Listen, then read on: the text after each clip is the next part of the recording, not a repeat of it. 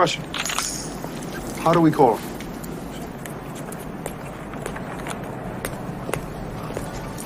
He gave us a signal.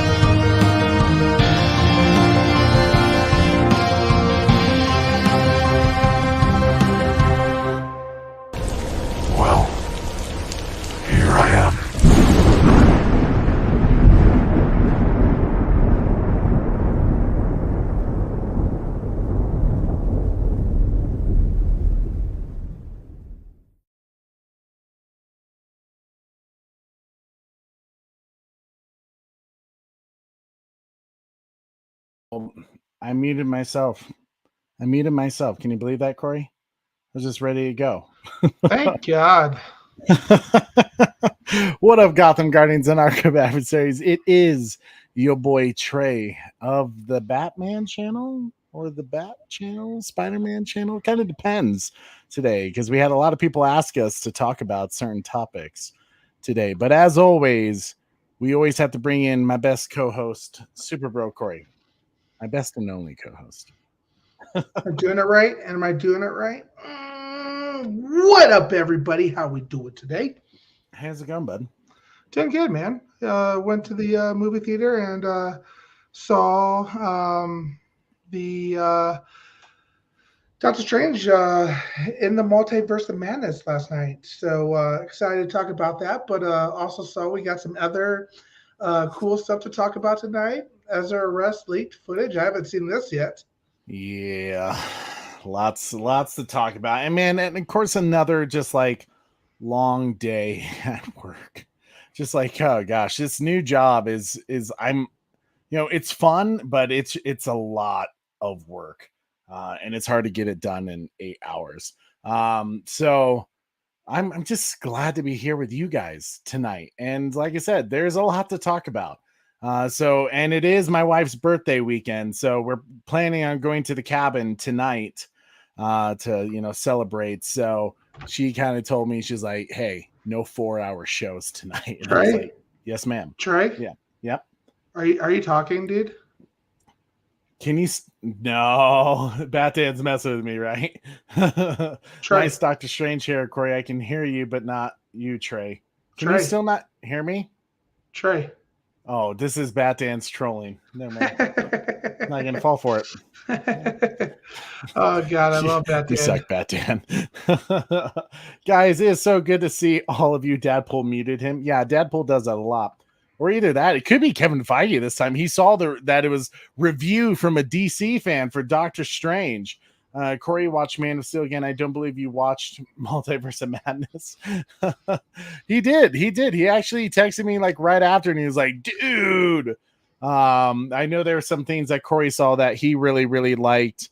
We'll talk about it. It was interesting. We'll talk about it. See, Trey, I'm not trolling you. I really can't hear you. Trey, are you there? Corey, can you hear me? Trey. Yeah, you can. You guys are screwing. You keep nodding your head every time it talks. So now, anyways, you guys are trouble. Gosh, Batman, one of these days I may have to. That's why me and Batman are friends. Nope. So, guys, before we begin our real show, man, we lost another legend the other day, Mr. George Perez. Corey, can you go to our next slide, please? Damn, this one hurts too. We lost Neil Adams recently. A year ago, we lost Denny O'Neil, and now the great George Perez, famous comic book artist. I own a few of his comics. I even got my wife the Wonder Woman Golden Eagle Armor one. George Perez was famous for just having massive comic book covers with just millions of different characters on it. I mean, it really does suck. I know he was battling, I believe it was pancreatic cancer, and it's unfortunate that he lost his life recently. I think he passed away at the age of 67. So very young, gone too soon, just like Neil. But his family and friends are in our thoughts tonight, especially. But what a legacy he's left, man. Just so many great, comic pieces, especially the Titans, all that. The new Titans were phenomenal. I mean, he just seriously left his stamp on DC Comics and even Marvel stuff too. So sad, but his legacy doesn't end. He's inspired many new comic book artists, and it just sucks that one week after other, with Neil Adams and stuff like that. So rest in peace, George Perez. This one's to you, pal. Wishing his family well. Corey, to kind of cheer things up a little bit, let's go to our next slide. As you guys know, we have a Halo gaming party that we're going to do after the season finale spoiler review that we're going to do not this Saturday, but next Saturday at 9 p.m. Eastern. We are going to get on Halo Infinite, and we are going to play for like an hour, maybe 2 hours, depending on how many people there are. Corey and I are just going to go at it. We got to catch up in Lone Wolf season 2. Maybe all night. Maybe all night. Yeah. Have you played any of it? Have I played any of season 2 yet? Yep. I have not. No, yeah. I haven't even played Godzilla versus Kong Warzone on Call of Duty. Just Boo came this out. Man. I know. I've been busy, dude. Boo this man. Damn it. I want to try to see if there's a way we can, obviously I want everybody to play with us, but for those who don't have an Xbox, I want to see if there's a way we can stream it somehow personally. It'd be crazy if we can. I don't know. Right now with my connection, you saw I just tried to play the Spider-Man channel countdown, and my computer said nope. And Trey, you need to create a damn Facebook event for this man. I'm gonna create a Facebook. I'm off work tomorrow because of the weekend vacation that I'm gonna have with the Wonder Wife to celebrate her birthday. So yes, I will set up an event, but guys, our gamer tags are down below. Titans Valor 12, Super Bro Corey's Biggie C 782. Hit us up on Xbox. Send us your friend request and let me know that you're from the Bat channel. Like, hey, watched your video. Like, can't wait for Halo Infinite gameplay. Just send us a friend request. Let us know where you're from, because I often get spammed on Xbox with people that I just don't want to talk to. And if not, share your and you feel comfortable with it, share your gamer tag in the chat if you'd like. Sure. Either way, just do it. We'd love to see you guys there, because we're just going to have a good time. It's just us celebrating the season finale of season 1 of Halo, the series on Paramount Plus, and we're just gonna have a good time playing games. It's really that's as simple as it. Just us chilling with you guys. Corey trying to teabag me every 5 seconds. I'm not gonna let him do it though. But yeah, it's gonna be a damn good time for sure. But Corey, I see a lot of people up in the chat tonight. Who else is here? We got a lot of people here tonight, Trey. Kind of going down through the list. We got Sith Holocron, Butler, Batwoman, Oracle's Clock Tower, Beyond the Night, Red Hooded Outlaw, Triple H, Restore the Snyderverse guy, hashtag Restore the Snyderverse guy. Yeah, he updated, Corey. Bat Fanatic. Bat Fanatic. I think I said Trevor H already. Multiverse of the Multiverse of Corey's Batgirls. What up, Yellow Devil? Bat Dan. Yellow Devil, you're making waves on Twitter, my man. People are starting to reach out to me asking about you. Why? What has he done? He's just trolling some people, apparently. I guess, because I'm friends with those people, they're like, dude, settle down, Yellow Devil. Settle down. Yellow Devil, crank it up a notch. I don't know if you saw his post today, but it had me cracking up, Trey. Like, let me see if I can find it here. Oh, was it something like it was something about Multiverse of Madness, wasn't it? Yeah, and Ezra's arrest. Yeah, he said Ezra Footage in the Multiverse of Madness review in one stream. Trey Austin music is our only hope to stay sane during the bloodbath in the chat. Opinions and fists will fly tonight. At Super Bro Corey, get that Smallville button ready because we will need it. Did you see my response, Trey? I think I did, but I don't recall. Like you said, it's been a long day. I barely get to check my phone. I specifically said, I am not the hero Trey Austin music needs. Yeah. I'm the hero Trey Austin music deserves. And I God dang you. Oh my gosh. No. I see it now. I could like almost said Bat Dad starting to type out somebody, you know. Is he doing it? Oh God. I see. I knew it. I like just felt it. I was like, oh, see, now you showed Tom Welling. God, just do it for you, Batan. You troll. Trey, I'm not even there yet, so we're gonna keep going through our people in the chat tonight. We got Eric Patterson here.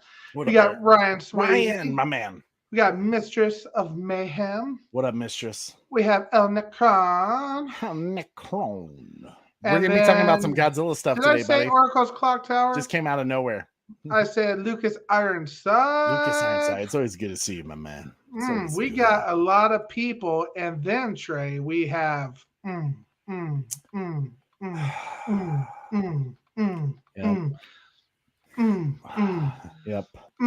Just give it to me. Yep. Just give it to me, Batman. Yep. I think give this man what he wants. We'll get there at some point tonight. Oh, he denied you. Super Bro Corey denied you.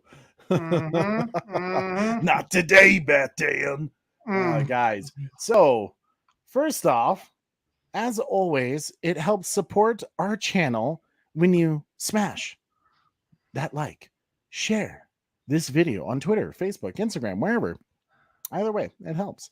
And when you comment, and not only that, when you smash that subscribe button and help us get to 1,400 subscribers, because we're so damn close. We're so damn close. I'm hoping for 1,500 subscribers by the end of May. It's going to be tough. It's going to be close, but we can only do that with your guys' help. So help spread the word about us. Get your friends involved. Tell us about our channel. You know, spread the word, because we growing. We making it big. All for you guys. Yeah. And hit that notification bell so you never miss an episode. And if you feel like supporting us even more, Super Chat goes a very, very long way to helping us, because literally it just goes right back into the show. And it helps us improve our equipment, whether it's cameras or internet service at the frickin' moment. Good God. And also helps us improve. You suck, Trey. Your internet's terrible. God, it's funny too, because it like works throughout the entire day of work, and then it just drops every time I try to do a show. Maybe it just can't handle streaming. I don't know. Hurtful.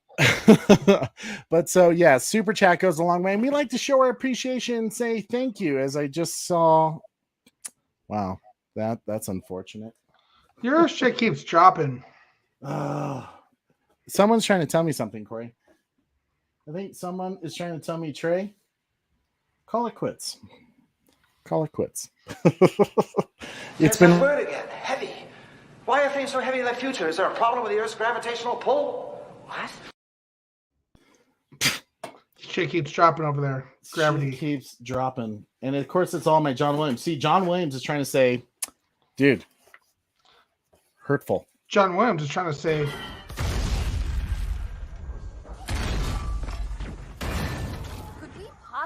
make any more noise? I guess so. Wow.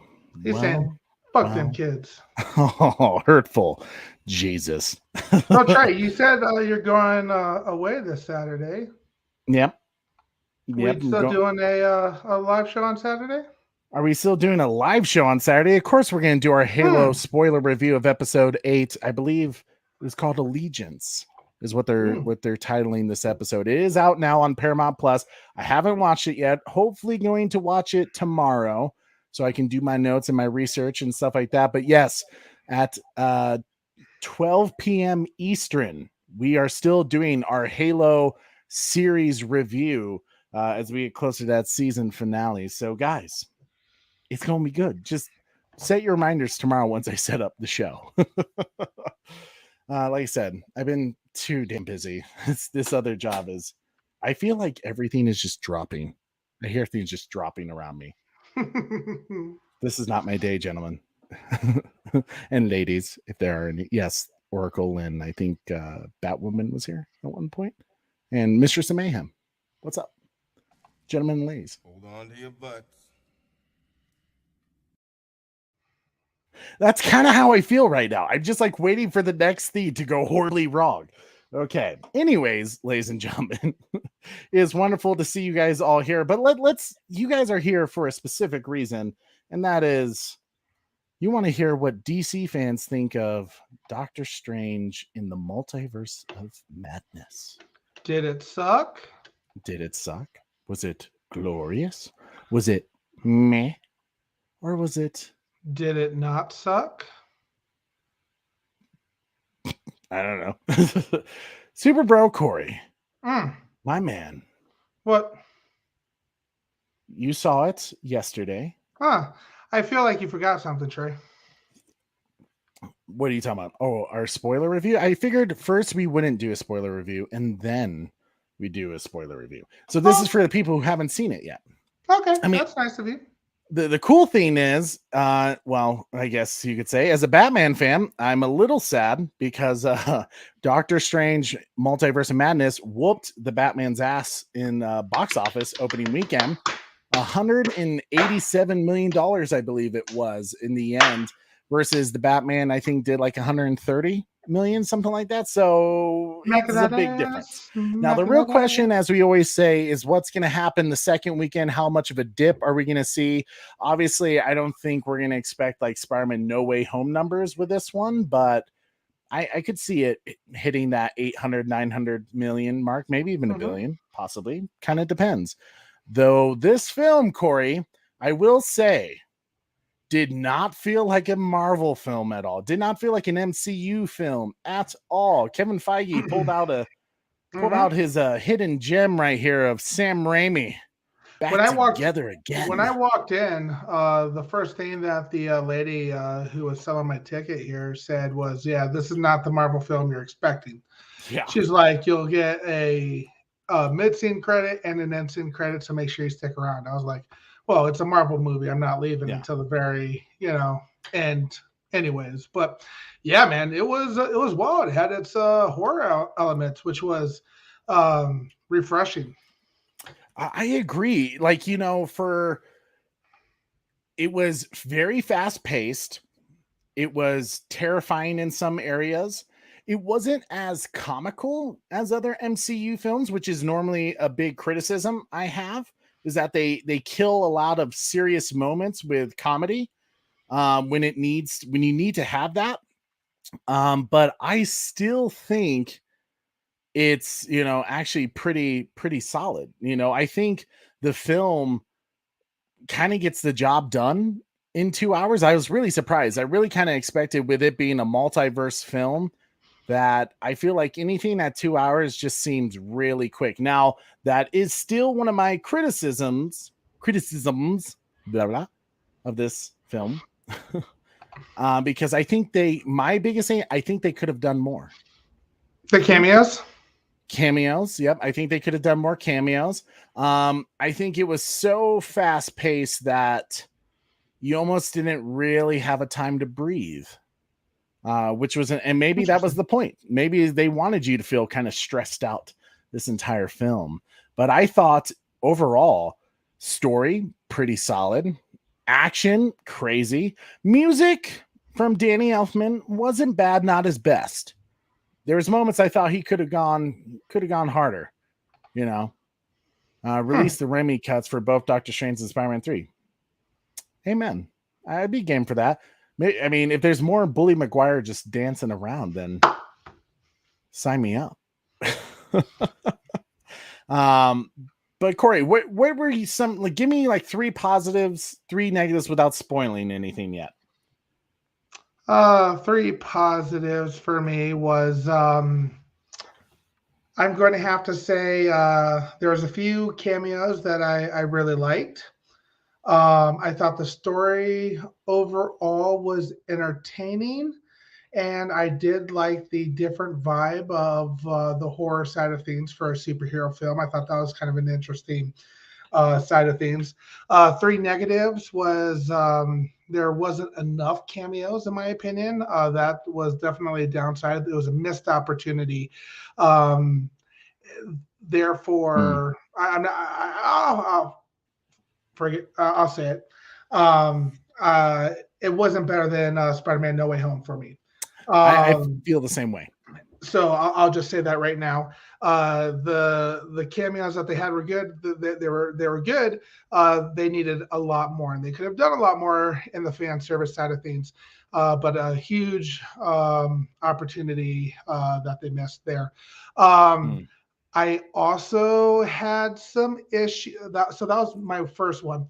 I would say the second one was I thought they probably gave up too much of what happens in the movie in their trailers. So the trailers that I saw, they gave up way too many important scenes in that. And then third, I would probably have to say I wasn't expecting Scarlet Witch to be the main, can I say villain? Sure, yeah. I mean, because that's typical in the comics. She is the villain, right? Like in the well, I mean, she is a hero, but she does have a villainous side to her. But that was the one thing that the trailer did kind of throw you off on, because in the trailers it kind of seemed like evil Doctor Strange was going to be like the main villain type feel. And I agree. They really let me down on that. I was like, so if you guys like, and this is kind of interesting. One of the biggest criticisms I've heard from like normal, like just general movie goers, not like Marvel or superhero or comic fans or stuff like that, was they said like it felt like you had to watch WandaVision to know what was going on. Yes, and I would completely agree with that. And to even add on to what you just said there, Trey, because I did have a little bit of an issue with that, even though I felt I didn't watch WandaVision. I still enjoyed it all the way through. But I would tell you this, Spider-Man No Way Home did a better job for somebody who's never seen any of the Tom Holland Spider-Man movies to be able to come in and enjoy that movie as a standalone. In my Fair enough. I think personally, I'm not exactly good with that criticism though, that like the film doesn't stand on its own, because in a lot of ways, even though like No Way Home kind of stands on its own, right? But like Marvel what are they known for? What is great about Marvel that we wish DC would have done? They connect everything, which is great. They connect every single freaking thing. And to the point now, and it's such a great business move because Kevin Feige is forcing you to see not only what's on the film, but what's on streaming. So literally the money he is raking in for Disney and Marvel is insane, because you're forced. Like, I didn't care to go see Captain Marvel. Hell, I didn't even care to see Guardians of the Galaxy at the time, but I went to go see it because I knew it was going to affect the story going forward, and hey, that's what makes Marvel so successful. So yeah, if you didn't see WandaVision, you're probably very confused by Scarlet Witch, but either way, I mean, that's Marvel for you though. So if you got to get into it, if you're not going to, appreciate it. And I absolutely agree with that. And that's why, watching WandaVision, not watching WandaVision was a little important for sure. I didn't watch any of the WandaVision. But yes, what Red Hooded Outlaw said, it was definitely not better than No Way Home, which is a bummer because Lucas Aaron also said huge missed opportunities, especially as people are saying by needed way more cameos like Mr. Mayhem. Think about that though, there was so many things that they could have done. Are we getting close to needing to hit the spoiler? We are. I will say I definitely felt like the film, being called the Multiverse of Madness. I didn't like. You're expecting something that is just going to blow your mind in terms of multiverse. I didn't exactly get that feeling. Like I got more Multiverse of Madness with No Way Home than I did with this film. Now, does that mean the types of multiverse stuff that we got wasn't freaking awesome and cool? Oh my God, it was absolutely amazing. And I feel like we just got to talk about it now because the part that made me jump out of my seat. And that's why I think, yes, there's more multiverses with the Spider-Man, so it's a little bit easier to have years worth of villains and years worth of Spider-Mans, different Spider-Mans and stuff like that. That's why I feel like they definitely missed an opportunity to really explore the multiverse, all the different people within the Marvel universes. They really could have connected every single Marvel. I think it's time, Trey. Let's do it. So, guys, if you have not seen Doctor Strange in Madness, Corey, first off, I guess before we say the word, would you recommend it, yes or no, to someone? Yes, it was a good movie. I'd watch it. Are we rating it now? No, we'll rate it later, but you're saying yes, go see it. Yeah, go see it, or go see it. I would say go see it too. So that's my recommendation for there. But guys, if you haven't seen Doctor Strange in the Multiverse of Madness, get ready to blow your minds with. It's not just a signal. It's a warning. Yes. So the moment that really made me jump out of my damn seat was John Krasinski as Mr. Fantastic. Yeah, absolutely. So let's bring in that next slide there. That was absolutely amazing. So we're going to talk about cameos first, I guess, is what we're hitting, Trey. Oh, yeah. Let's just go for it. Let's just talk about the cameo, because let's be honest, that's why people really went to go. The amount of theories that people had of who was going to appear in this film is partly what I think sold it. Yeah, absolutely. I think, it was fantastic seeing John Krasinski. I got so excited because he really is a great choice for Reed Richards. Now, personally, Corey, I felt like it was the wrong time to bring him in, especially in how they did it. Because, guys, when I talk about this film was scary, part of what made it scary and unlike any Marvel film we've ever seen was the amount of violence that took place in this. Scarlet Witch and dude, is she really that powerful? Like I'm not big on the Marvel side of things, so I don't know. Like she's whipping up all of the Doctor Strange's whatever they call them, the disciple, or you know what I'm talking about. The are they really the sorcerers? The sorcerers, yeah. She was really able to kick all of their asses like that. Oh, totally. I mean, yeah, she is one of the most like OP'd characters in the whole Marvel universe, and you could say now MCU. Yeah, she really is super powerful, especially when she lets her rage control her. So now, I guess then why was it so hard to beat Thanos? Plot. Okay, because like I said, I'm not much of a Marvel guy, so. Yeah, well, I mean, also when you think, I mean, really, when Thanos has all of the Infinity Stones, like, yeah, like, you know, and plus you have to recall at that time she was holding back, you know, this wasn't, she hadn't really, in WandaVision, she becomes Scarlet Witch. Before she was just Wanda, basically. So, yeah, it was her fault that Vision died. Well, do I spoil it for you? Vision, you're not going to watch WandaVision. I know you. Vision's not really dead. Kind of. He is and he isn't. There's another one. Which that's something that left me questioning as well. Like, okay, technically at the end of this movie, Scarlet Witch dies. Possibly. You know, there's a vision out there somewhere, so they're going to have to explain that at some point. But I was surprised by how violent, and honestly, I think the biggest, like, it's not so much a surprise, but someone who just absolutely freaking killed it. Elizabeth Olsen, her acting was probably one of the best acting performances I've ever seen in MCU. Who's that? She played Scarlet Witch, Wanda. Oh, okay. That's yeah, she was just so phenomenal. The torture she was going through, the pain of trying to get back to her children, and the anger. You know, her sinisterness. Like, especially when you look at her character arc from the first time we saw her back in what was it, Age of Ultron? You know, it really was kind of just a crazy transition to see her madness and stuff like that.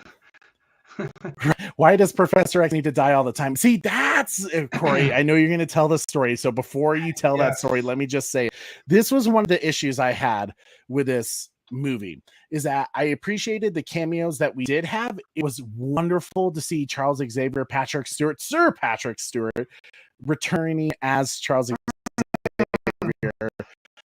But you know what was also cool about that, Corey? Easter egg. Did you notice the song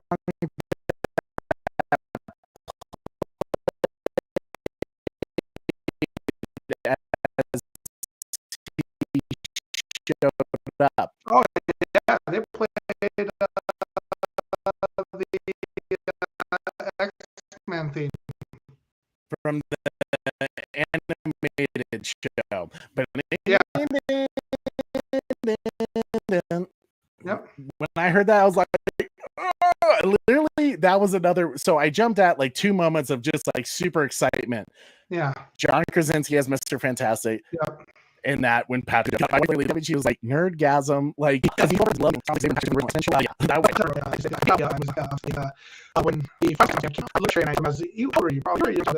when did X-Men Final Stand come out? X-Men Final Stand was 2006.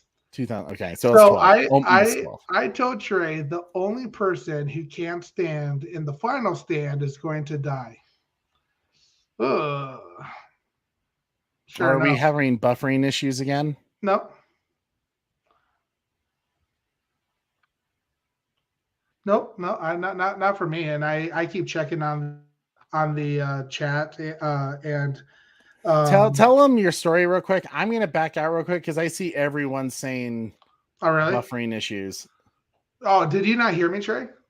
No. Oh, then yeah. Okay, so I don't know if you guys heard my story or not, but one of the things that I told Trey in X-Men The Final Stand was the only person who can't stand in X-Men The Final Stand was going to die. And sure enough, Xavier died in that one. So no, so it's funny that you brought that up. I was like, oh my God, they killed him again type thing. So did you hear me? You hear me pretty good, Trey? I'm hearing you fine. I think just my connection for some reason is still trash. I have no idea. All right. Did you guys hear me say the X-Men story? Let me know if my side is good. So if you guys heard me say the Dr. Xavier story, give me a thumbs up in the chat.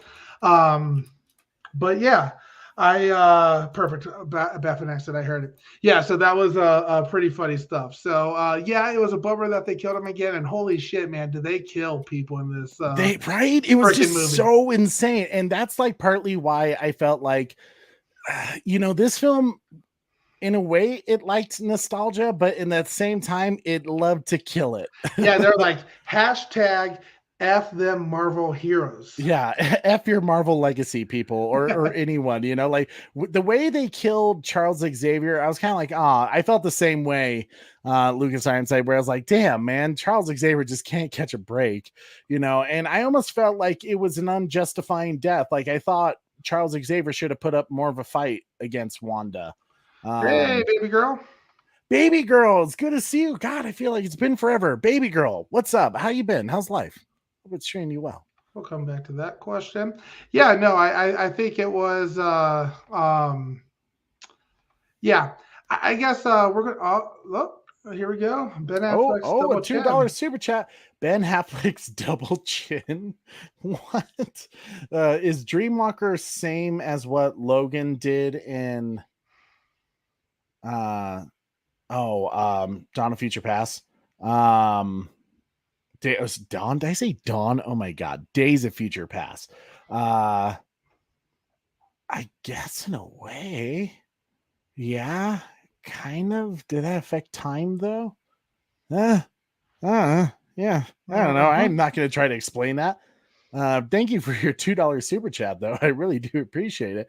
I mean, yeah, I don't know. I mean, yes, it is kind of similar, but I don't think it was quite the same because it wasn't affecting time. At least I don't think it was. I'm trying to think if it did. No, I don't think so.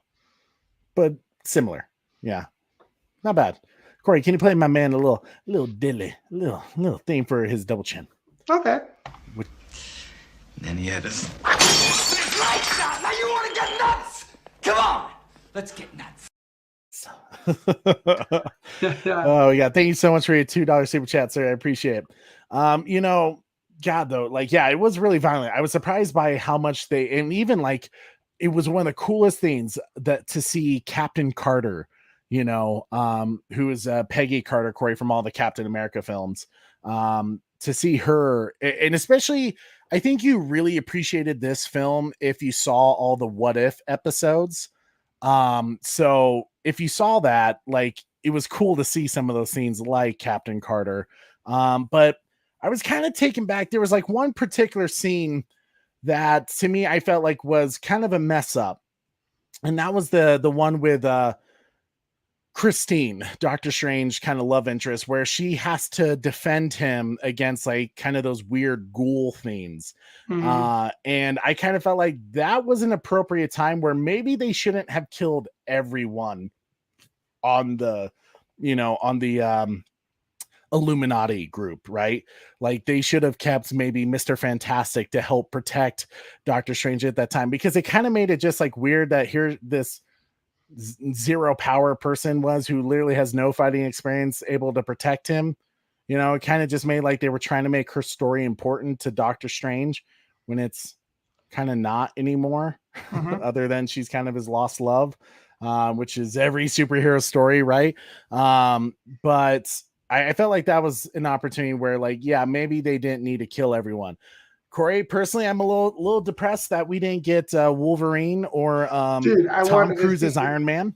I wanted to see Logan. I wanted to see maybe some different Iron Mans. I wanted to see Deadpool.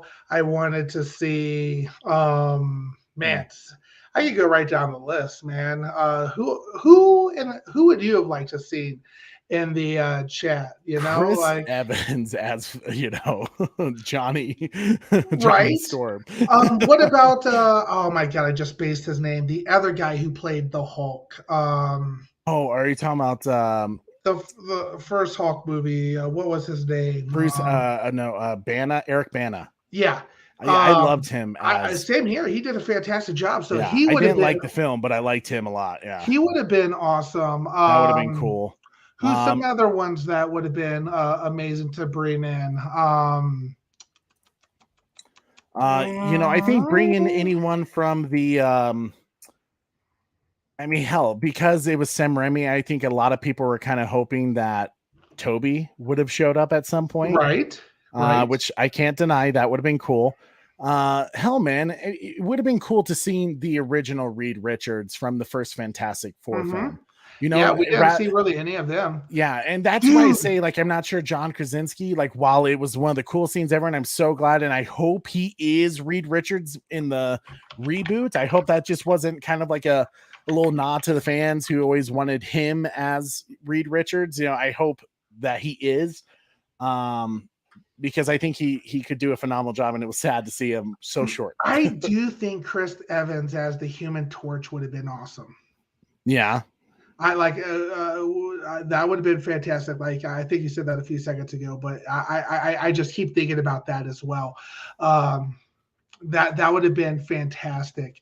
Oh yeah, Lou as the Hulk. That would have been Lou Ferrigno. Dude, Well, God, what if they did? They should have done almost like the Spider-Man scene where it's just like, oh my God, you're Spider-Man. No, I'm Spider-Man. Do that with Right. all the Hulks that we've had now. That would have been hilarious. Edward Norton, yeah, I'm not sure Norton would come back after what they did. Tom Cruise, yeah, Tom Cruise would have been cool because he was originally, supposed to be Iron Man, I believe, at one point before they went with Robert Downey Jr. And I don't get me wrong. I hope I'm not trying to hurt any Doctor Strange fans out there's feelings, but I think that's why we all went to see Doctor Strange for this crazy multiverse of different people. We saw how amazing No Way Home was, so Yeah. I was expecting to see more superheroes from my childhood. Yeah. And where I think they could have solved that problem easily. Like they didn't need those characters that we're all talking about, the cameos that we would have loved to have seen. They didn't need to be a major part of the story, but I think they could have, when you saw them going through all the different universes, all the different worlds, like when they're turning into paint, the dinosaur world, I think that would have been an okay time to maybe you see them falling through and they're in a scene from a previous Marvel film that's not of the MCU. I think that would have been okay to do something like that. To give us that little teaser to be like, oh my God, it's all part of the MCU now. Yes. Danny Trejo as Blade. Yeah, some Blade people would have been in there. That. Yeah, even it would have been Wesley cool Snipes. to see Howard the Duck, maybe. Well, Howard the Duck is already kind of part of the MCU, but yeah, I see what you're saying. The Punisher, maybe. Oh yeah, like Thomas Jane. Jane as Punisher. That would have been cool. That would have been dope. I would have liked to seen a certain Daredevil in there. Yeah, that would have been cool. Yeah, but I don't know. But hell, even Charlie Cox would have been cool if we saw him again from Spider-Man No Way Home. Something like that. What about a Jennifer Garner as Elektra? Oh yeah. Hell, hey, at this point, whatever Marvel wants to do when it comes to bringing old characters from the multiverse, dope, cool. You think we could have got a Nick Cage? Nick Cage as a Ghost Rider? Yeah, dude. You know what? Why the hell not? He deserves it, right? He almost was Superman, for Tim Burton. It's his time to have a little cameo. It's his time. Maybe they will show up in Secret Wars. Good point. Tobey Maguire and Andrew Garfield being in No Way Home did make sense. I just think, like you said, I don't think every cameo needed to be a major part of the story. Having the Illuminati was fine. That was cool. Other than I'm not sure I'm okay that they just killed them all off like they were nothing, because one, it was kind of what Corey said. It was kind of weird that they did in the trailers, Doctor Strange is the biggest, villain in the multiverse. He's the one that can completely destroy the multiverse. And yet here's Wanda and she's really the main villain. So it was kind of weird marketing on that part to kind of make it seem like Doctor Strange was the big bad. When Wanda, no shade thrown, because God, she was an awesome villain. Literally probably one of my favorite villains in the MCU. But overall, like I said, violent, scary, action-packed. I do like what Batman said here. It was called the Multiverse of Madness, but they're primarily in one other universe. Yeah, exactly. That's where I say even the title kind of threw you off. You were kind of expecting something more spectacular. I would even say grand. I would have liked to seen them be in the cartoon, the comic version, and bring back some of the old voice actors. Hell, yes, that would have been kind of cool. And that they were there, it would be there a little bit longer, and then, exactly right. Have some of those old voice actors from us as kids. I feel like there were so many opportunities to be like, and they it could have been just so many Easter eggs, like you said, just quick moments of just to make fans go oh my God, because they hit us with the music here and there and stuff like that. But and again, it shows where they kind of missed the mark on it. And I think that's, maybe we had expected too much because No Way Home was so amazing. Yeah, and I think that's part of the deal. Is like so many people built up in their mind what, like, if No Way Home is this grand and this spectacular in terms of the Spider-Man verse, like, holy hell, the multiverse of madness is going to be maddening amazing, right? Yeah. And I'm not saying that took it away as in it wasn't a great film. I think it is one of the better MCU films. Is it the best? No, I'm not going to give it that. I liked the tone. I liked kind of that horror aspect. I'm glad Marvel's kind of expanding in not being such a family friendly, kiddish, never take anything seriously film.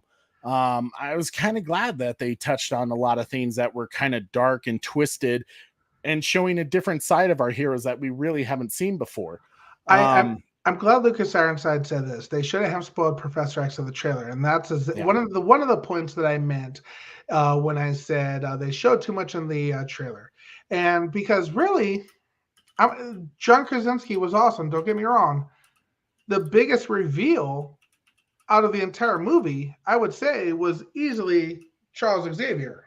Oh, absolutely. Yeah, he was definitely, in my opinion, probably the biggest cameo that made everyone go nuts. When I was in the theater and it was a sold out theater, a lot of people went nuts for Peggy Carter when they saw her. I wasn't exactly, there was just some choices. Like there was moments where I was like, this is brilliant. But you know what? There was a scene, Corey. There was a scene that kind of upset me because it was like stupid horror. And I know they do it in every horror film, but like when Doctor Strange and the girl and Christine are trying to run away from Wanda, Scarlet Witch, and she's like busting through all the walls that Doctor Strange keeps closing. Well, finally he closes one and she can't get through it right away. So what do? Stop and stare. Like, oh, I guess we're good now, but we have to wait for plot to have a scare moment. And don't get me wrong, it was a scare moment. It got me, even though I knew it was coming, and it was kind of creepy, but it was kind of like that stupidity in horror films. Like, why are you waiting? Just go. So that kind of stuff kind of makes me laugh all the time. Yes. And dude, I tell you what, it was very, Terminator-y to me there. It was. Yeah, like she never stopped. It was kind of Terminator in a sense. And plus, Corey, you had probably with Sam Raimi, it's going to show up at any time. A cameo from Bruce Campbell. Yeah, absolutely. You know what? Even if they showed clips of different multiverse, of him, as the waiter, the French waiter from Spider-Man 3, the theater ticket guy at Spider-Man 2. I don't care. The announcer Spider-Man 1, I would have laughed at that. That would have been hilarious. But it was cool to see him again. But Corey, as we kind of come down with our review for... I do want to say there was a lot of cool things about this movie for sure.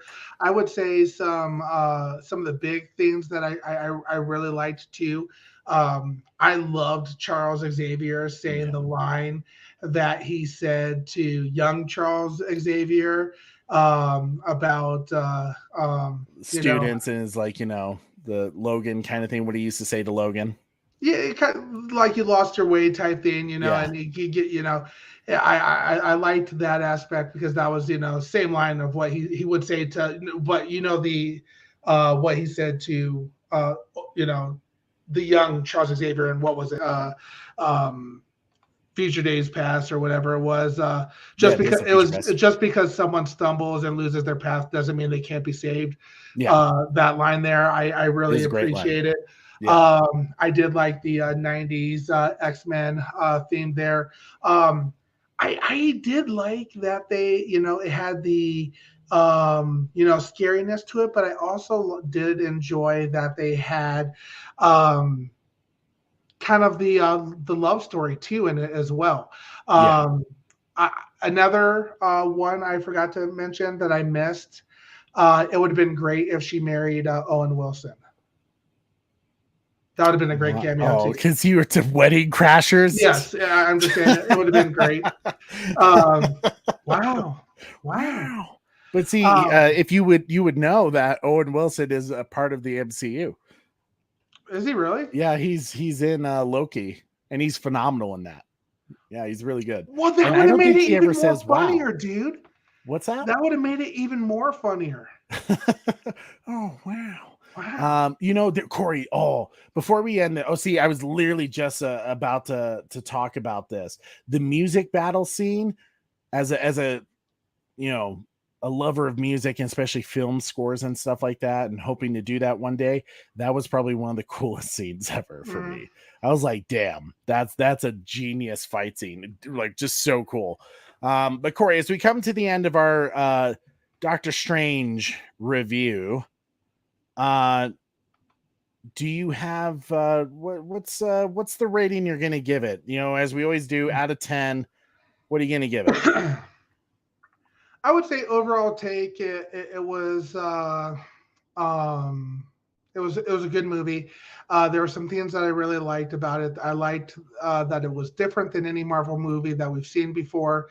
I was bummed about quite a few things. I think it is worth seeing, and I think since Marvel movies always do a good job with showing,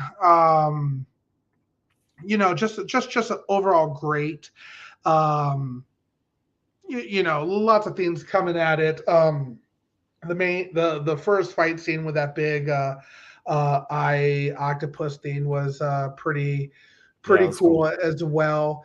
I would say, as far as a rating goes for me, I'm probably going to give it a 7.4, I think. Oh, okay. Wow. 7.4. Man, you are a hard critic, because even with Batman, you were kind of like, yeah. What did I give Batman? Yeah, I think it's 5 something. Oh yeah, I scored Batman super hard. No, and again, why I said 7.4 for me is because what I'm not invested completely into the MCU. Mm-hmm. I didn't watch WandaVision, so some of the things that were happening I didn't really understand, and the only person's fault is that's mine. But unfortunately, I don't know it, so that's what I have to go with. I feel like they missed a lot of opportunities with the cameos side of things. Did it entertain me the entire time? Yes, it did. Was there a lot of cool things that was in it? Yes, there was. Could there have been more? Absolutely. So I feel like, it wasn't near an 8 or high, closer to an 8. Mm-hmm. 7.4 to me is one that you see in the movie theaters probably only once, and then wait for it to come out on DVD or. Fair enough. I'm probably going to give it. When I first came out of the theater, I was kind of like, oh man, that's like an 8 for me. But after, really? Yeah, well, I mean, because I really enjoyed it. I was kind of like high 8, low 9. But then, like, after I slept on it, I was kind of like, man, they could have done so much more. Like, this film left me really wanting more. And maybe that's why they did it. But I felt like if you're going to call it the Multiverse of Madness, I'm going to give it a ton of credit for being one of the first Marvel films that was really took a chance, really went risky, doing the scary horror element, and violent, just very violent. Almost kind of reminded me of Batman v Superman violence in some areas. And I was kind of like, you know what? I dig that. I'm going to give it some props, because that's not like any Marvel film we've really seen. But because of missed opportunities, the music wasn't my favorite. There was moments they did really well. I feel like this film, like, it nailed a lot of things, but it also missed a lot of things. Absolutely. So I'm going to give it an 8. I'm thinking 8.3. Okay. 8.3. I enjoyed it. Fair. One thing I think that they did do is they, like you said, they did miss a lot of opportunities. And I want to go back to this comment earlier today. Batman said, do you think The Flash will be better multiverse movie than the Doctor Strange? I think it'll have more. I think there's a possibility that it may be. I think we're going to see a lot of different Batmans. We're going to see a lot of different things going on. So I think it may give us the feels of a No Way Home rather than the Doctor Strange multiverse. I would say I agree with Corey on that. I would say this film did not put it out of reach. Yeah. For the Flash to be better, like in terms of Spider-Man No Way Home, for a multiverse kind of film, I would say that film is kind of out of reach for the Flash. Like it's going to have to be a spectacular masterpiece of a film for me to be like, yep, it was better than Spider-Man No Way Home. That's kind of where I'm thinking with that. So I think it's within reach, and it could do it. Spider-Man No Way Home is going to be a bigger battle, I feel like. So, but not bad. That's what kind of people are rating it. Red Hooded Outlaw giving an 8.5. Oracle's Clock Tower give it an 8.9. Okay. Mistress of Mayhem give it an 8.6. Trevor H give it an 8.3. Lucas Ironside gave it an 8. Bat Fanatic gave it an 8.6. Nice. Restore the Sound of Our Sky give it an 8.2. Okay. Eric Patterson give it an 8. And Multiverse of Corey's Batgirl said 7. Great fan service. Creative, not the Marvel formula. Lead script choices at important places. And Vision should have stopped Wanda.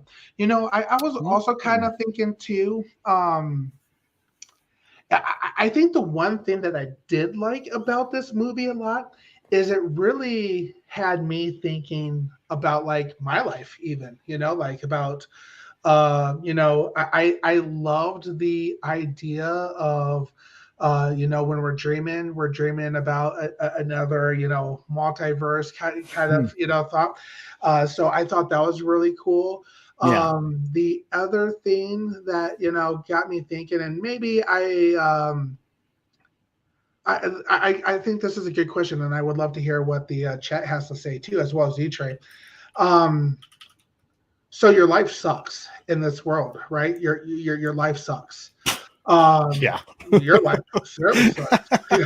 Yeah, no, but I'm saying, you know, your life sucks. You're you know, you don't have your kids, you don't have this. There's something in your life that you don't have in this verse, you know, this multiverse, and 616 here or whatever it is, you know. Yeah. Do you pull a Scarlet Witch and try to ruin that Wanda, take over that Wanda's life in order for you to get what you want? Well, I'll put it this way. I think if I ever lost my Wonder Wife, my Sarah, she never watches this video, so it's not going to benefit me in any way for saying this. This is me being a hopeless romantic. But if I ever lost her, I think I would easily kill my other self. Well, that's my multiverse point. Self to be with her. Because, like, what happens if there's a multiverse where, I'm gonna say it, you know, he's alive all the time, he never dies. He's alive all the time, never dies. Gandalf. Oh, well, you gotta say that. I know. That's what I'm saying. Why you gotta do that?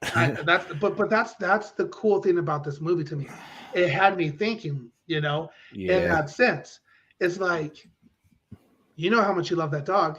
You know how much that other you love Sarah. Could you kill the other you? Yeah. You would take that away. Totally. If there was another universe where Gandalf and Sarah and I didn't have them, like, yeah. Like I'd kill the other Trey so damn fast. He'd be like, "Oh my god, there's another." Like, interesting. You belong to me now. and I'm curious what the chat would say too. You know, would you take out the other you in order to get the perfect multiverse that you would want to live in? So definitely answer in the chat what you would do. I think for me, I wouldn't. Really? Mm-hmm. You just go along a long, horrid life. Yeah. Yeah, I don't think I would. Yeah, I mean, it's kind of an interesting thought. I mean, probably deep down, honestly, like me being silly right now, like I probably wouldn't do it because one, I mean, hell, the idea of traveling in space kind of freaks me out. I know our father is like, oh my God, that's his dream. He would love to travel through space, but that kind of freaks me out. So I don't know if I would be willing to take that risk. I don't know, but like when you're in that place kind of where Wanda is, she keeps losing everyone she loves. I can't blame her for freaking taking that chance. I don't know. It'd be tough. I don't know if part of me says I wouldn't want to take the happiness of the other Trey away, because that's his life. But at the same time, because we're not talking about like an island clone right now. We're not talking about an island clone, like, oh, I'm going to die. I'm going to, create this island of my clones, and I'm going to get, that liver transplant or that heart transplant that I need from a clone of myself. I so feel nothing like the island with Ian McGregor and Scarlett Johansson. That's what I'm saying. I'm like, this is literally a person, yourself, in another multiverse, and I don't think I could do it. Okay. Out of curiosity, what are people saying? I'm curious. Yeah, that's a great question, dude. Mistress of Mayhem said, "Do it." Do it. Oracle's Clock Tower said, "Why not?" Red Hooded Outlaw said, "I'm surprised by how many yeses there are right now." Batman said, "But Trey, isn't your Sarah unique? You're saying you could just replace your wife with an identical clone." Trevor H said, "I wouldn't." Batman said, "I wouldn't." Baby Girl said, "I wouldn't." Restore the Snyderverse guy said, "I'd shoot my multiverse self. Maybe go to a universe where Warner Brother never messed up the Snyderverse." Oh my God. I joked about that right after the movie with my brother-in-law and wife. I was like, you know what? I'd go to a multiverse where they didn't screw up the Snyder Cut. And the DCU is stronger than ever. Yeah, I'd do that. Trey, perhaps the way to say for the Wanda situation is understandable, but not justifiable. Oh, absolutely. Everything she did was not justifiable without question. And that's what was beautiful about it, is because you feel for her. I love a villain that's complex like that. And that's why I say Elizabeth Olsen has played now one of my favorite Marvel villains of all time, because absolutely you feel for her. You feel her pain. You understand what she wants, and you feel in a way she deserves it, because she has been through a lot.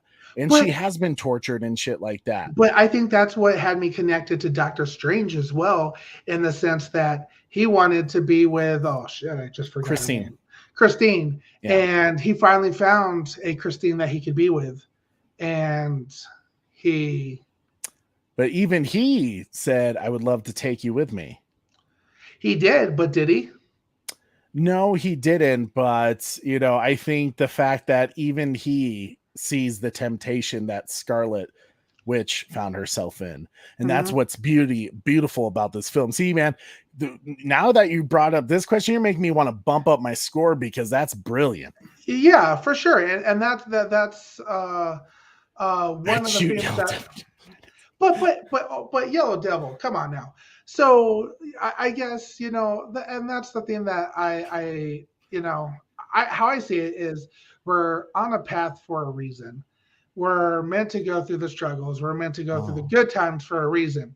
So Corey, you believe Forrest Gump is like, things are like a breeze, I'm not sure how that whole line goes, but maybe in some ways, maybe this universe for you, Yellow Devil, what you weren't supposed to go that route, if the multiverse actually exists, maybe you're I don't know the situation, but each obstacle and challenge we feed, we're a better person for it, right? And we, as long as we're constantly moving forward through the good and the bad, I'd rather be that person than go in and wreck another version of me in a that's deep. Because okay, for example, maybe Sarah has different personality traits in that other multiverse, and you killed yourself, and now I hate her, and then you hate her. Like, you're the worst. Well, then at that moment, then I'm gonna I'll probably at that moment you've already entered a dark hole into the dark side So of the now we're force. just gonna You keep might as well, going. just get rid of her, find Gal Gadot. Hopefully, she's just as beautiful. That's just you're already gone down a dark hole. You might as well just accept you either see yourself die as a hero or you become the villain. You know what I kind of like in some ways it almost got me thinking, and you're right, maybe this is kind of raising my score some, but it almost seemed in some ways very bedazzledness. Oh, damn the devil! Damn the devil to hell! Oh, shoot! You go in the next universe and you look down and you're like, oh shit. And on that note, ladies and gentlemen, that is a DC fan's honest review of Doctor Strange in the Multiverse of Madness. Corey, let's just go on to our next topic. Real quick. I do want to see. Okay, you said you would. I said I wouldn't. So you count the yeses real quick. So Mistress said, "Do it." You got fingers up. You got one and one. So Mistress said, "Do it." Oracle said, "Do it." Red Hooded Outlaw said, "Do it." Trevor said, "No." Batman said, "No." Baby Girl said, "No." Restore the Sniper's guy would shoot himself in the multiverse. And then Yellow Devil said he would too. So who? 5 for yeses. And how many no's? Come on, man. I think it was about the same. It was 5 from 5. We'll call it that. It was close enough. It was close enough for 50-50. 3, 4. I thought you were counting no's. Yeah, I'm reading them to you. So you never done this before? Yes, I have done that, Corey. I just thought you said you were counting. I think actually the yeses won it. Oh, by 1. We have some sinister audience members here. Yep. I hope you all get third eyeballs. Oh God. Well, guys, thank you for sticking with the Doctor Strange Multiverse of Madness review. Let's get to one of the things I really want to talk about. Hold up a second. Oh, wait. Kubi Malik. Trey and Corey, why do you think Remy used Garganto's enemy of Namor rather using Strange's enemy, which is Schumer Garath? Kubi Malik, right now you're speaking Marvel, and I don't know what you're talking about.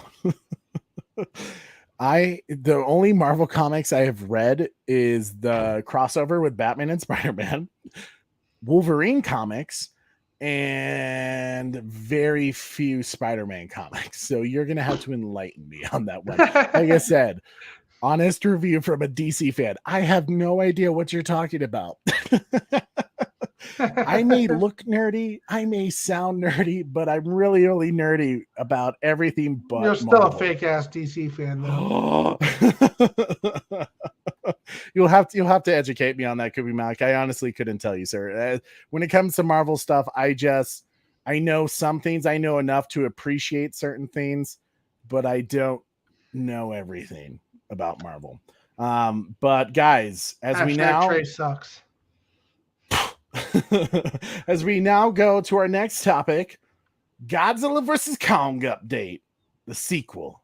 I don't know why articles still keep calling this Godzilla vs. Kong sequel, because it still doesn't sound like Godzilla is going to be in this film. I still hear more about Kong Skull Island stuff.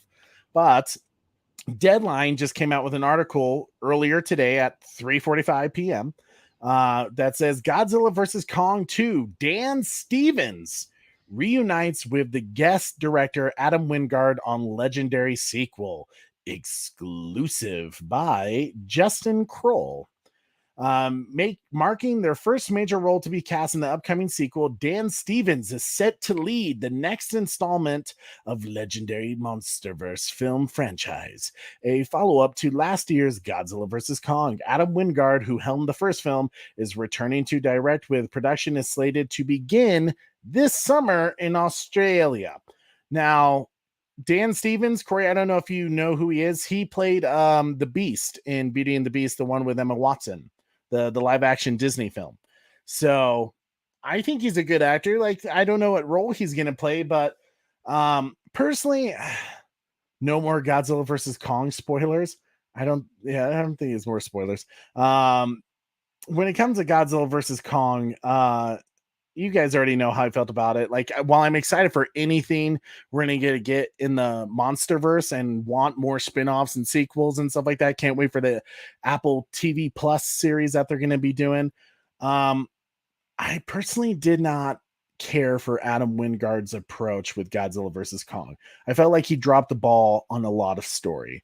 So I hope he kind of goes back on some of the things he said in certain interviews where he was like, we don't need humans a part of any Godzilla or King Kong movie, that you could just do a movie with monsters. And don't get me wrong, the monster action sequences were spectacular in Godzilla versus Kong. Where it lacked was the human story to make me care at all, to the point where, like, yeah, maybe he's right. Maybe they should just do a Godzilla, is in the film the entire time. You're not going to really have a story there, but I guess it'd just be an action sequence for 90 minutes straight. But like, he dropped the ball on a lot of the story. So I hope he fixes that, because Godzilla versus Kong was not my favorite of the Monsterverse. In fact, it might have been, I don't know. It's probably tied with the 2014 Godzilla, which I like the 2014 Godzilla, but it just wasn't enough action. But the story was good.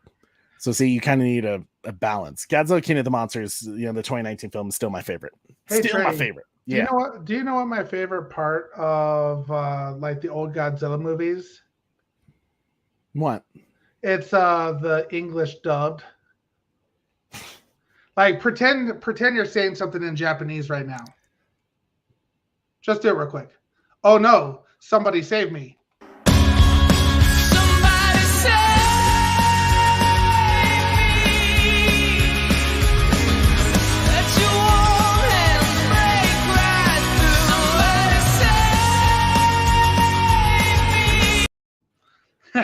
Bravo, Corey. Bravo. You got me.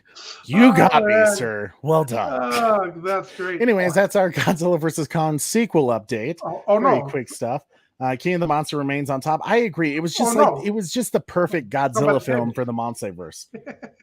Did I say Multiverse? You said Monsterverse or something. Did I say Monsterverse? I felt like I mixed Multiverse with Monsterverse. Maybe.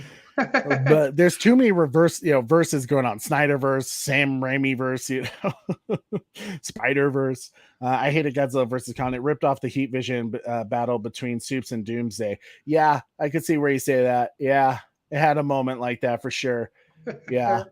They need to balance the human and monster stories so much better. Yeah, I agree. It's just like the fact, I always say this, the biggest thing that pissed me off about Godzilla versus Kong was the fact that Serizawa's son was in it, and they went nowhere in his backstory on that. Did not explain it. And to me, when I heard Serizawa was going to be in, I was like, his son, I was like, oh my God, that's kind of an interesting element. Why does he want Godzilla dead? Ruined. Didn't explain it. And he's gone now. Whatever. Doesn't matter. Anyways, Corey, next topic. This one kind of pains me a little bit. So, could we say Godzilla vs. Kong sequel? They're calling it a Godzilla vs. Kong sequel, could be Malik, but I'm pretty certain it's like a King Kong 2 film. Pretty certain. I wouldn't be surprised if it's Son of Kong. Thank you, Super Bat Mom. Super Bat Mom! She said, very clever, Corey. You fell right into that. That was great. Yeah. Well done, no. Corey. Well done. Hurtful. All right, on to our next topic. What up, baby girl? Ooh. Guys, Gotham Knights. We finally have a release date, October 25th, 2022. Now, here's the shitty part.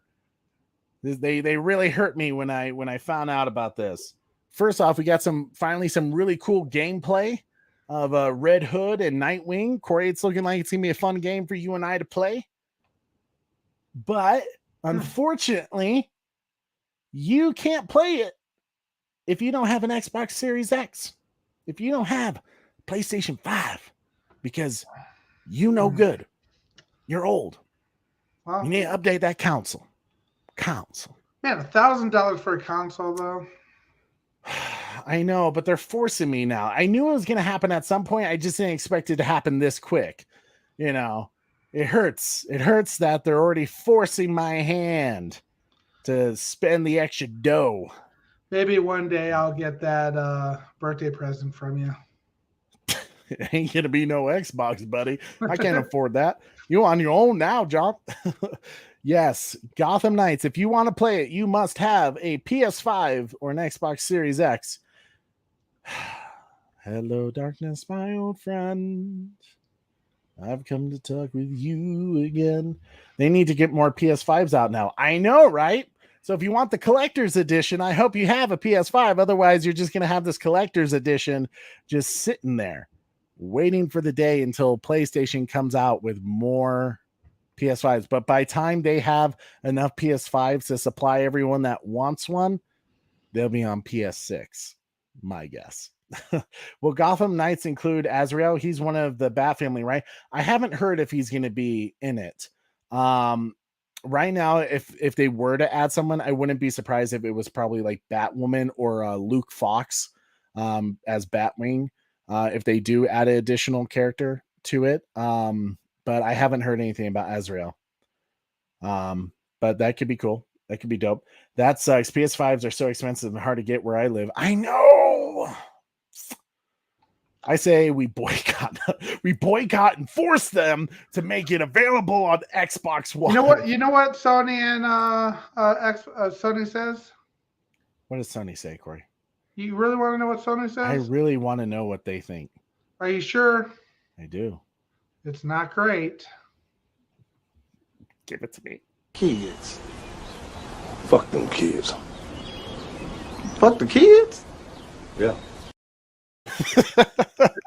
That's exactly what they're doing. They're cutting off my circulation here because I was really looking forward to this game, but it looks like I'm not going to be able to get it. I don't know, unless something crazy happens. Unless if I get a really nice bonus from work, maybe I'll be able to get Xbox Series X. But yeah, it's a statue of the whole Bat family: the Nightwing, Tim Drake, Robin, Red Hood, Barbara Gordon as Batgirl. In my opinion, the Arkham Knight character designs are so much better than Gotham Knight ones. They are. Lucas Ironside, I don't know if you know this, but Gotham Knights is not part of the Arkhamverse, technically.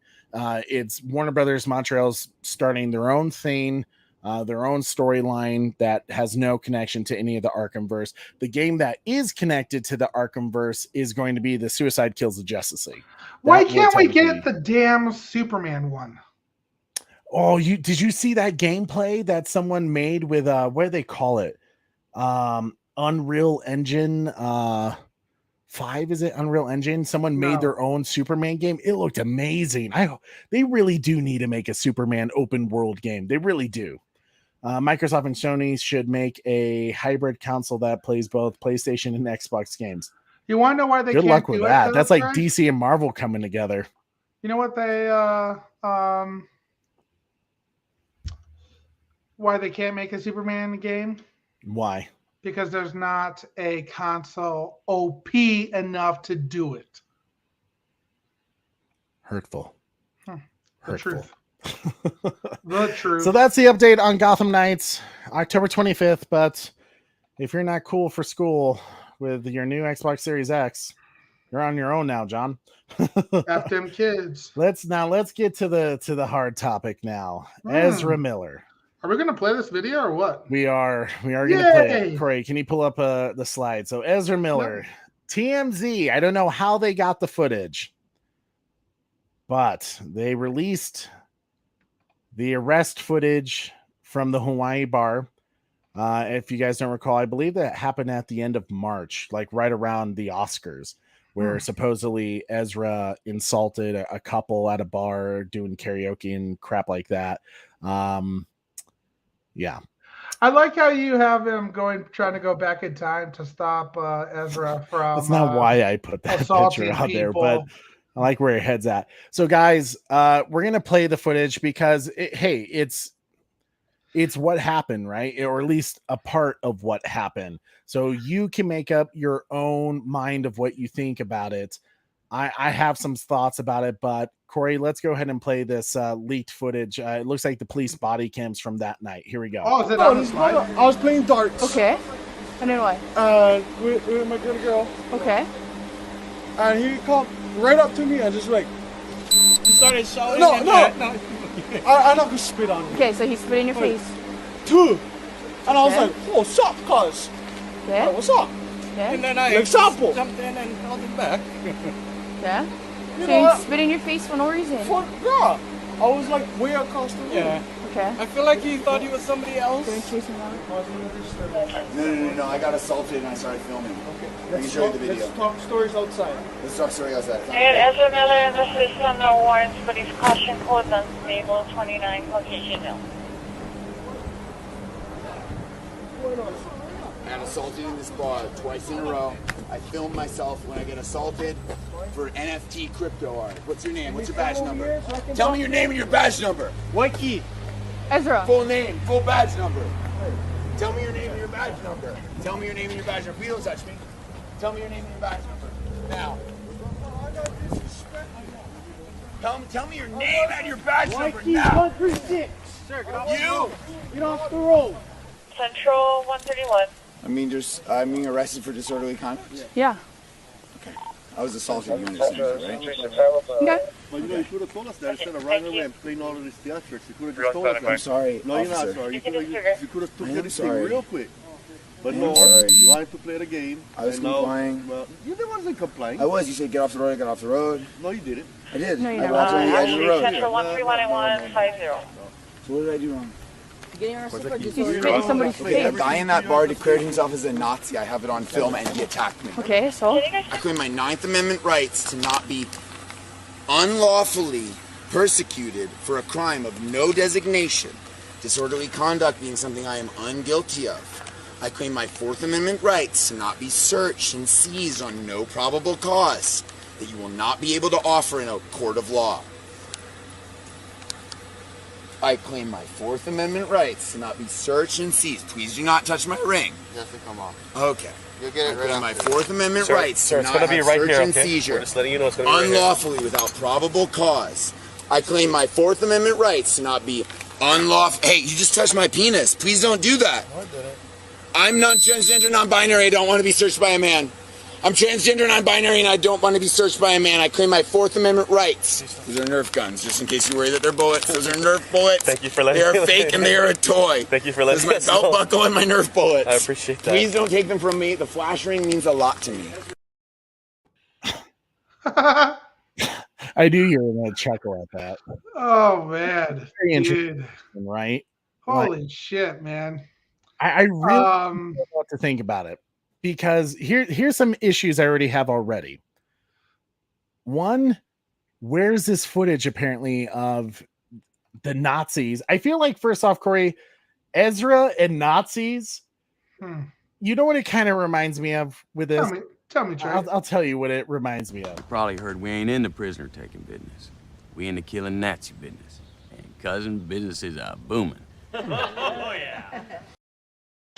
I mean, I feel like if, you know, the Nazis ever created an army again, you sign Ezra up because he will get the job done. My name is Lieutenant Aldo Rain, and I'm putting together a special team, and I need me 8 soldiers. 8 Jewish American soldiers. Now, y'all might have heard rumors about the Armada happening soon.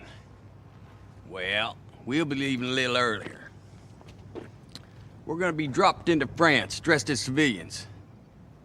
Once we're in enemy territory, as a bushwhacking guerrilla army, we're gonna be doing one thing and one thing only. Killing Nazis.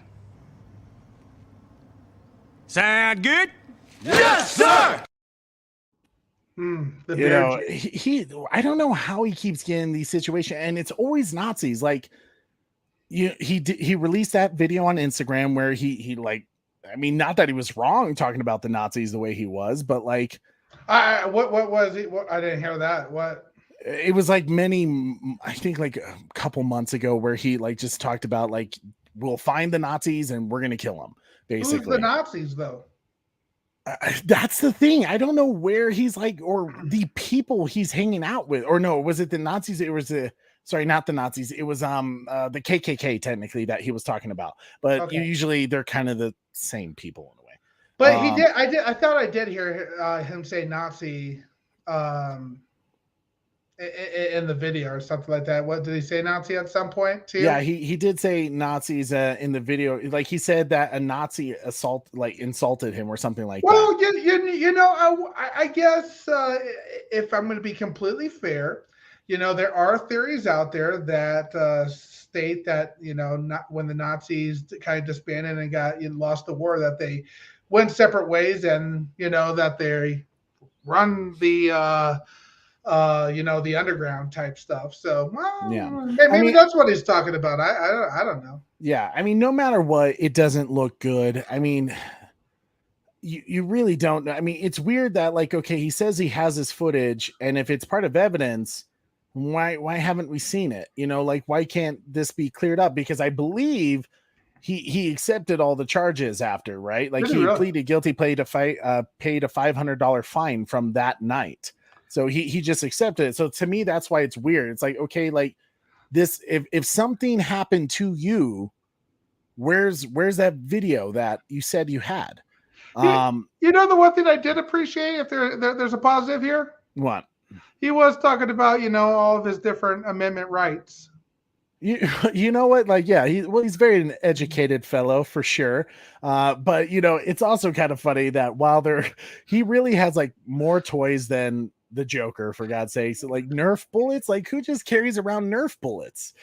Like he's just a very interesting person. And I mean, he must keep his flash ring on him, which is cool. Does he seriously identify as non-binary? Yep. Mm-hmm. Okay. Yeah. I know we've talked something about that. I wasn't sure.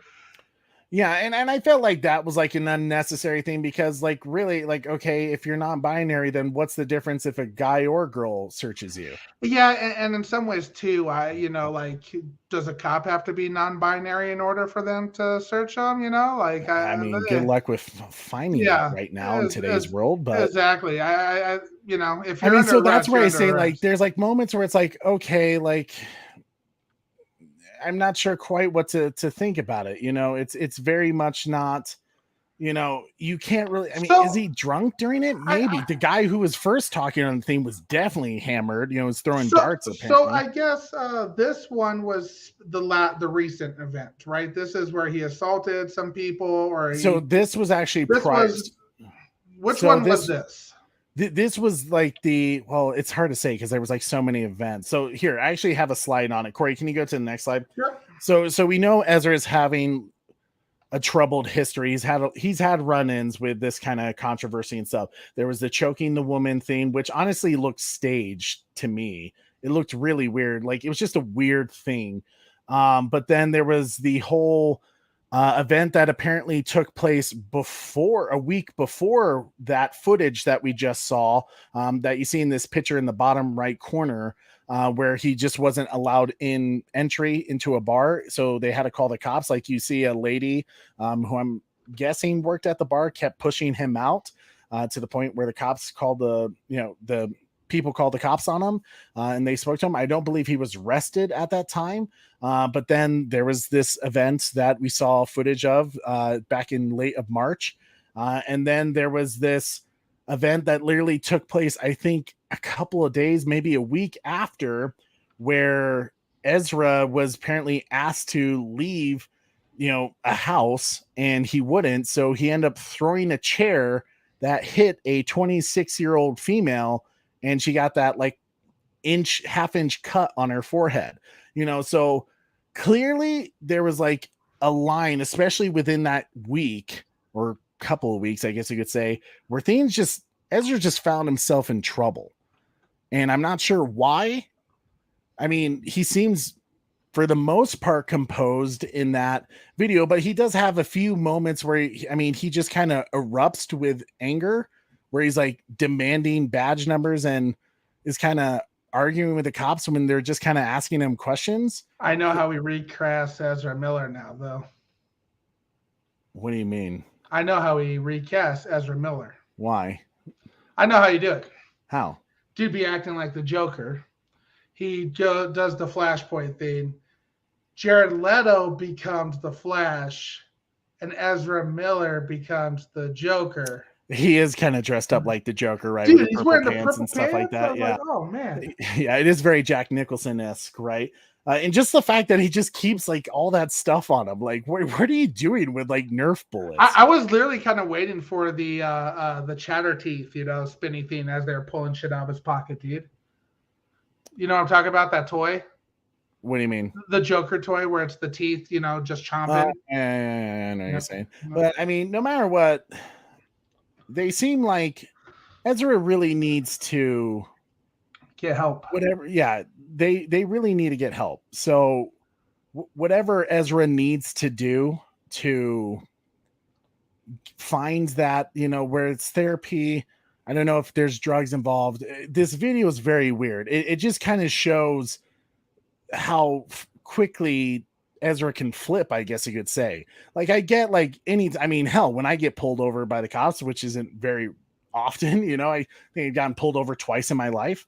I get nervous, when I see the police, not because I think they're going to hurt me, but because I'm in trouble, right? Like, oh my God, I sped. I'm going to get a ticket. I have to pay for it.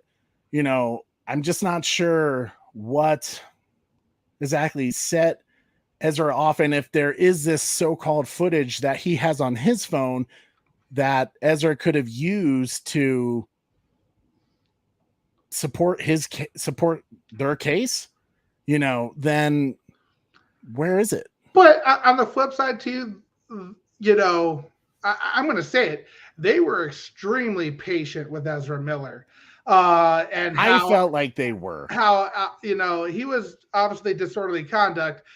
I felt them saying that, oh, Ezra Miller, you need to kind of calm down, or you need to, we're do this, and him just kind of going, not completely nuts, but I've seen people get more nuts with the police, but he was kind of, it was just kind of crazy, weird. Yeah, it was just kind of weird that they were kind of asking Ezra questions, and then they blew up all of a sudden, like asking for the badge numbers. Like it seemed like Ezra just all of a sudden, and the camera, obviously the footage was blurry in some areas to where you couldn't really see what happened, but it was just kind of weird that Ezra out of nowhere kind of just went off, or at least, like I said, you don't see what happened. I feel like Ezra may have watched too many kind of like YouTube videos or something like that, where like, I need your badge number and everything like that. It was like they went like super crazy all of a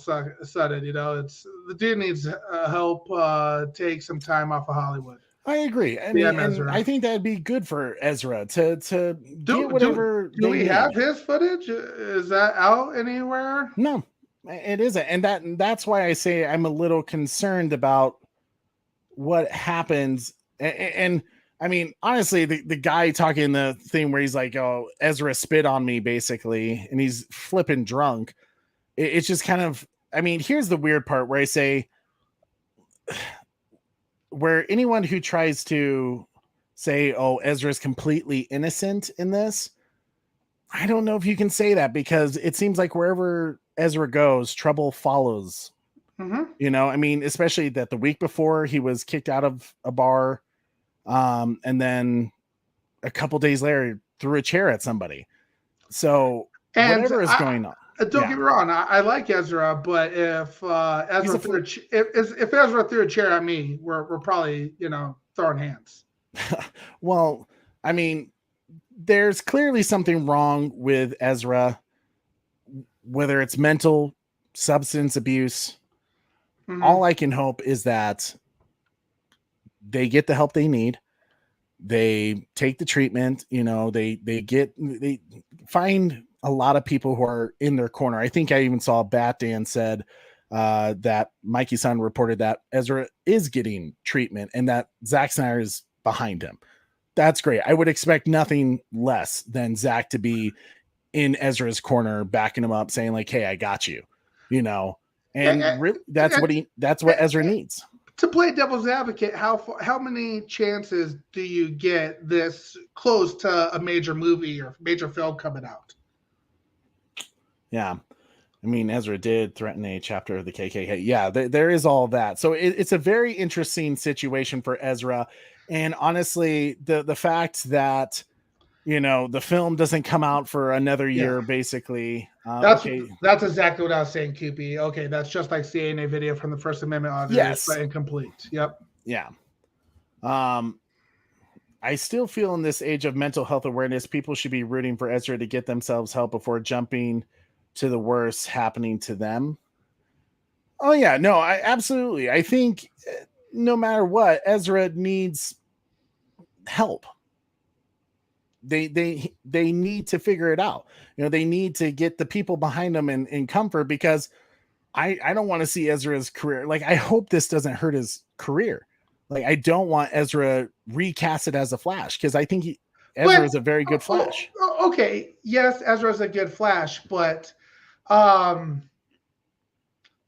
in some ways, if we're really hoping Ezra gets the help that Ezra needs, then I'm not sure the acting business is where Ezra needs to be right now. Oh well, yeah, Hollywood's a very toxic place, right? Like, absolutely. So yeah, you're not surrounded by the best people in Hollywood. There's I mean, let's be honest. Also consequences to Ezra's action.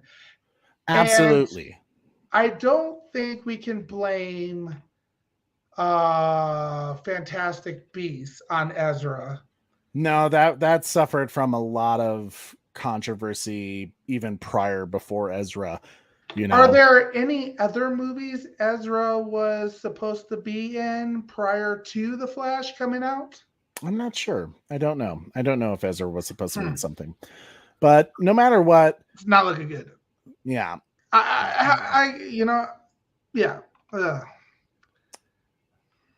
Also, don't blame Ezra for panicking either. I mean, it's just one of those things where it doesn't look good for Ezra. You know, it doesn't look good for his future as the Flash. I can't imagine David Zasloff or anybody at Warner Brothers Discovery marketing PR is looking at the situation and going like, yeah, we can work with this. You know, I think they're gonna try and hope that Ezra gets the help they need, and they get it going. You know, whatever Ezra needs to get done, they get it done. Avoid any kind of bad publicity for a little bit. I guess I'm curious. You know, would people not see The Flash or see a movie that Ezra's in until Ezra gets help? You know. Sorry, say that one more time. Would people not see the Flash movie until Ezra gets help?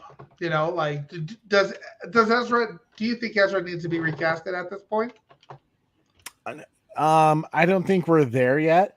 I think we're close. But I tend to hope for the best, plan for the worst, hope for the best, right? And right now, you know, yes, Ezra, whatever is going on, needs to be held accountable if there is wrongdoing. But more importantly, get the help that they need. You know, it's really as simple as that. Like, you know, Hollywood stars often don't get the consequences that they deserve. And I'm not exactly saying there's punishment that needs to be happening here yet, because we still just don't know. There's still like so much questions about what happened that night. We see the aftermath, but where's the footage of what happened in the bar that night? You know, until I see that, I can't really be the judge, jury, and executioner. I'm sure at some point it will be made to the public. You know, I'm surprised. You know, obviously it's a current ongoing investigation, right? I would assume so. It'll eventually come out, and but that's my thing too. So, you know, the way Ezra was reacting in this video, I'm worried about seeing the other videos at this point. Yeah, that's fair. So that being said, if this was on the lighter side and we start to see some of the other videos, it could be potentially a whole lot worse. Absolutely. I think if video does get leaked from what happened actually, and if it doesn't look good on Ezra's part, then but that's my thing. There's no question in my mind at all that we won't eventually see those videos. Yeah. It's not a matter of it being leaked, Trey. This is it's an incident that happened. It's currently an ongoing investigation. Yeah. Eventually, these videos can be in a FOIA request, a Freedom of Information Act request. It's going to come to which we know TMZ. Somebody is just waiting for it to be TMZ made will available. get a hold of it. Just waiting for it to be made available, and then the second they get it, it's going to be all over the place. Now, when does that come out? We're a year away. Is it May 2023? Oh, you think TMZ would wait to release that footage before the Flash? No, I'm not saying that. I'm saying it's under current investigation. When it's available for a FOIA request, which may be some time, it's going to come out closer to when a Flash movie, maybe a few months till the Flash movie comes out. And unfortunately, that's when they get it now. And it's going to be another reason for people to dislike Ezra Miller and the Flash. I think there's some major concerns, in my opinion, and overall, the restoring the Snyderverse movement is greater to me, as well as Ezra getting help is greater to me than to Ezra being in this film. In my opinion, I'm wondering if it's time to just rip the Band-Aid off and say recast now. Hope and pray that Ezra gets better in the future, and then see Ezra in a different movie, something in the future. And I'm not saying, again, I'm not saying that we need to make this decision right now. I'm just saying, yeah, I hope they can navigate you know, because these videos are going to come out. They are going to come out no matter what, and it could come out in a time that's really going to hurt the Flash movie and everything like that. I still say I do think it's interesting when you think about the Johnny Depp case with Amber Heard, that Warner Brothers and Disney were so quick to cancel him, to be like, nope, like you abused her, you know, and then Ezra, choking as far as we know, based off on a girl, you know, what is that? Well, I mean, based off the Hawaii Police Department, they did report that Ezra threw a chair at somebody and cut their forehead. You know, there's evidence to that. So you kind of go like, you know, Ezra hasn't been canceled yet. Why? You know, kind of interesting if you ask me. And I'm super worried about it coming out later on, and that. Especially if it's not in Ezra's favor, you know. Oh, it won't be.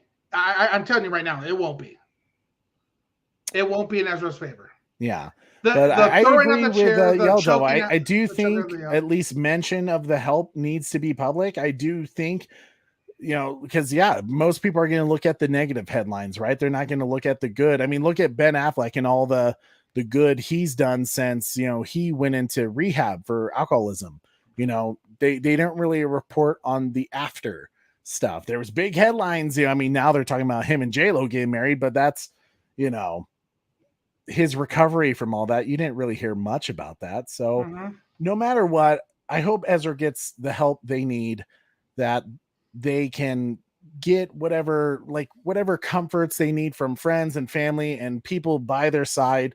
I hope Ezra gets that, because I care more about Ezra's mental health and physical health and those around him, really, than for Ezra to continue being stuck in whatever rut he's in, whether it's because of being in Hollywood or whatever the reason is. You know, get, you know, whatever you need, Ezra, get it done, you know. So yeah. I guess that video that you showed, where did you find it? TMZ released that. Yeah. Okay. I bet you. Yeah. I hear what Bat Dan's saying. Still don't trust TMZ completely. Videos can leave out important context. Absolutely. I agree with that. Who knows exactly when the police cams were turned on exactly as well, but right. It's meh. It's a messy situation still. A lot of questions about it. So we'll keep an eye on it and keep talking about it if we get more information. I don't like talking about it because I like Ezra. You know, I think he's a good actor, and I know just for the Snyderverse sake, I think Ezra's important to that. But at the same time, I care more about Ezra's mental health, you know, and physical health. So yeah, that's kind of how I feel about it. But Corey, as we kind of start to wrap our show up, what's up, Lord Koj? Lord Koj, guys. Lord Koj is my boy. Lord Koj, man. If you have not subscribed to Lord Koj's channel, what are you doing? First off, Lord Koj is just the sweetest. He's the coolest dude ever. I just love watching him like narrate and you know, do all of his like wrestling Snyderverse fight nights and stuff like that. I'm totally spacing what he calls it, but I just dig it. It's just cool. And he's just a cool dude. Fun stories with Lord Koj. Go hang out with Lord Koj because he's a cool dude. Much love, man. Much love. But guys, as you already know, this Saturday we have our Halo episode 8 review called Allegiance at 12 p.m. Eastern. It's going to be. We're doing it at 12. We're still doing it at 10. Yeah, 10 for us, but 12 p.m. Eastern. Yeah, we're not going to do as early as we did it last time. I felt like a lot of people couldn't show up. I had to do it early because I was helping my brother-in-law move from his dorm room earlier. But yes, episode 8, Allegiance. I'm going to watch it tomorrow night after I drive down to, well, technically west to the mountains to celebrate the Wonder Wife's birthday. I'm excited for it. But as always, tomorrow when you guys see the live show, make sure you guys set your reminders. Also, don't forget our Halo Infinite season finale game party. You guys know Titans of Valor 12 gamer tags for Super Bro Corey. It's Biggie C72. Send your invites now and hang out with us. We're going to be playing Halo that night just to celebrate the season finale and just, I don't know, just have a good time. Because I mean, I'm really excited about that. Send us a friend request now on Xbox and make sure you put like, we're from the Bat channel, so that way we know it's not like some spammer, because I get a lot of those. Weirdly, I don't know why I get a lot of spams on Xbox friend requests and stuff like that. So just let us know you're from the Bat channel and you're going to join us for that Saturday night because it's going to be a damn good time after we do our spoiler review from that day of the whole series finale. Well, not series finale, but season finale. But we hope to see you guys there. It's going to be fun. I'm just excited for that. It's going to be something different. It will be fun. Make sure you definitely friend us for sure. Looking forward to Wreck and Trey. That's for sure. Nope. Yeah, no, that sounds good. And Trey, I believe we're doing a Top Gun 1 movie watch party at some point too. Oh, are you? I wasn't sure if you were ready for that yet. Yeah, we'll be on the lookout. Chat will be releasing information on that super soon. Oh, so fresh. Oh, so fresh. My man. Bro, I feel like it's been a while. It's good to see you, dude. Hope all is well. Hope the family's well. Hope the friends are well. Hope life's treating you well. It's good to see you, Oh, so fresh. Oh, so fresh.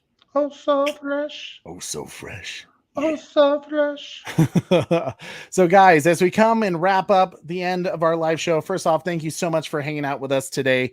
It really does help us out when you guys smash that like, share this video, subscribe to our channel if you haven't already, hit the notification bell so you never miss an episode. But also, it really helps beat the YouTube analytics to working in our favor when you comment on this video after it's ended. So tell us what some of the things you liked that we talked about. Tell us about Doctor Strange. Tell us about the Godzilla game, Gotham Knights, or what you think about Ezra's situation, and what you're hoping and stuff like that. We love to hear from you guys. And like I said, it really does mean a lot to us that you guys support us and help, expand our Bat family as we grow larger and larger. But I just appreciate you guys. So thank you so much. Don't forget to tune in weekly. Same Bat time. Same Bat channel. See you later, guys. Have good night, everyone. Can't wait to see you guys.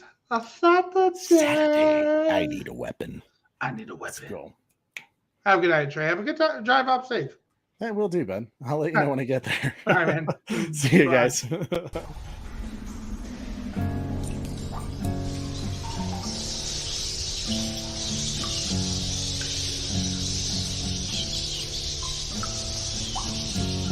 Bye.